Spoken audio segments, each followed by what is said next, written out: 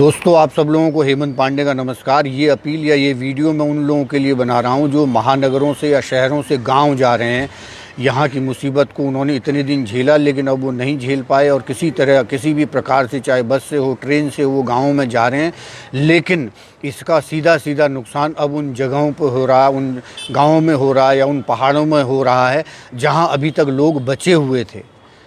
आपकी वजह से वहाँ पर बहुत दिक्कत हो रही है, परेशानियाँ हो रही हैं। शासन प्रशासन सब हिला हुआ है, क्योंकि इस बीमारी से बचने की ना कोई किताब है, ना कोई नियम है, ना कोई कायदे हैं। सिर्फ यही है कि आप डिस्टेंस बना के चलिए, अपने आप को बचा के चलिए, दूसरे को बचा के चलिए।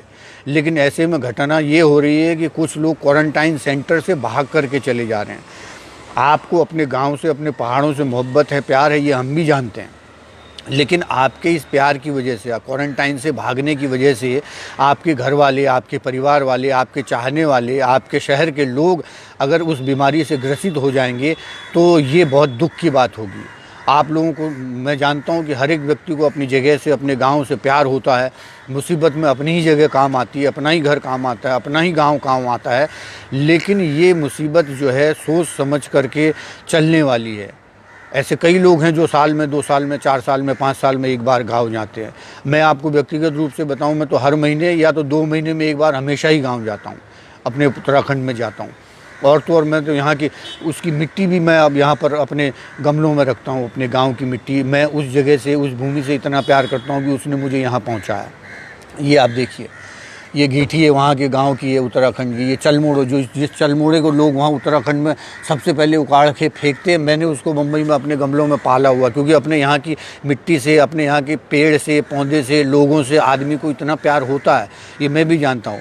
मैं मुसीबत में फंसा हुआ मुंबई में, मैं तक नहीं जा पा रहा हूँ और न जाने की सोच पा रहा हूँ, क्योंकि ये मुसीबत का दौर है। जिनको बहुत ज़रूरी है वही घर से निकलें। वो लोग ऐसे में न निकलें कि चलो बेटा घूम के आते हैं पहाड़ों में या ऐसे छुट्टी मना के आए। वो समय ही नहीं है दोस्तों। अभी अपने आप को बचाए रखने का टाइम है। पूरा शासन प्रशासन हिला हुआ है।